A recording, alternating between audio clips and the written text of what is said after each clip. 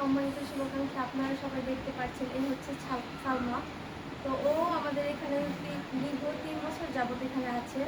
তো আপনারা অতীতেও দেখেছেন আমাদের এখানে ছিল।